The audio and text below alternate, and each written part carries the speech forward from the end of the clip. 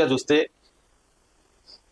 Last time జరిగిన travel bus సంబంధించినటువంటి అంశంలో కావేరీ ట్రావెల్స్ దాంట్లో కూడా సరైన ఎమర్జెన్సీ ఎగ్జిట్ లేకపోవడం, ఇరుకుగా ఏర్పాట్లు చేసి దాన్ని నడపడం, ఇవి రెండు కూడా ప్రమాదంలో అత్యంత క్రియాశీలకమైనటువంటి ప్రమాద కారకాలుగా కనిపించింది. ఇప్పుడు దీనికి సంబంధించినటువంటి విషయానికి వస్తే, ఈ బస్సుకు సంబంధించినటువంటి అంశంలో చూస్తే టిప్పర్లో 45 క్వింటాలకు 40 టన్నుల సామర్థ్యం కలిగినటువంటి టిప్పర్లో 55 టన్నుల కంకర వేశారు. లారీ బాడీని భారీగా నిర్మించి కంకరను ఓవర్లోడ్ చేశారు. ఇది ఇక్కడ జరిగినటువంటి దాంట్లో ఒక ప్రధానమైనటువంటి కారణం. అంటే రాష్ట్రంలో ఈ రవాణా వ్యవస్థ పైన మన అధికారులు చూపిస్తున్నటువంటి నిర్లక్ష్యం ఏ స్థాయిలో ఉందనడానికి ఇది ఒక కారణం.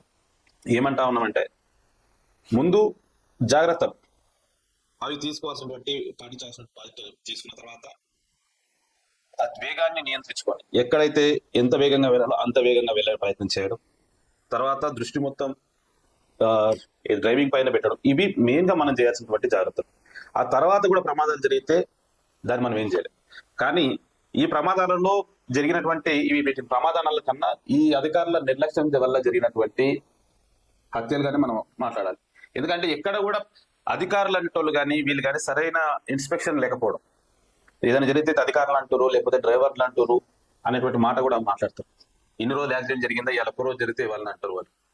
మీరు కావేరీ ట్రావెల్స్ ఇష్యూ జరిగిన తర్వాత చూస్తే చాలా చోట్ల అధికారులు బస్సులను తనిఖీ చేసినటువంటి పరిస్థితి మనం చూసినాం. ఫోటోలు వచ్చినాయి, వీడియోలు వచ్చినాయి. ఇటు తెలంగాణలో, అటు ఆంధ్రాలో, లేకపోతే బెంగళూరులో అన్ని చోట్ల ఫైర్ ఎగ్జిట్స్ ఉన్నాయా, లేకపోతే ఫైర్ ని కంట్రోల్ చేసే ఎక్విప్మెంట్ ఉందా, ఎమర్జెన్సీ డోర్స్ ఉన్నాయా, గ్లాసెస్ ఎంత స్టిఫ్ గా ఉన్నాయి, పలగొట్టడానికి ఎక్విప్మెంట్ ఉందా, ఇవన్నీ కూడా చెక్ చేసి చెక్ చేసి ముందు చెక్ చేయొచ్చుగా. చెక్ చేసి ఉంటే అటువంటి ప్రమాదం జరిగిపోయేది.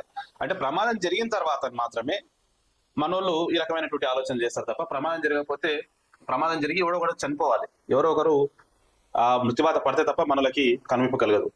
సో అటువంటి దాంట్లో ఇది కూడా ఒక కారణంగా మనం చూడొచ్చు. చాలా మంది పెళ్లికని వెళ్ళి ముగ్గురు ఆడపిల్లలు చనిపోయినటువంటి పరిస్థితి, ఒకటే కుటుంబానికి చెందినటువంటి వాళ్ళు, చాలా ఘోరమైనటువంటి పరిస్థితి. అట్లాగే రాజస్థాన్ లో ట్రక్ బీభత్సం, 19 మంది మృతి. మద్యం మత్తులో డ్రైవర్ 5 కిలోమీటర్ల వాహనాలను దూకట్టిన వైనం, పలు వాహనాలకు ఈడ్చుకెళ్లిన ట్రక్కు. అంటే ఎక్కడ చూసినా ఈ యాక్సిడెంట్లకు దీనికి సంబంధించినటువంటివి జరుగుతూ ఉన్నాయి. కాబట్టి ప్రభుత్వం ప్రత్యేకమైనటువంటి చర్యలు తీసుకొని ఇటువంటి దాన్ని అరికట్టడానికి అవగాహన తీసుకురావడం, వేగాన్ని నియంత్రించే విధంగా చర్యలు చేపట్టడం, నిబంధనలకు లోబడి వాహనాలు నడిపే విధంగా చర్యలు తీసుకోవడం అనేది ముఖ్య కారణం.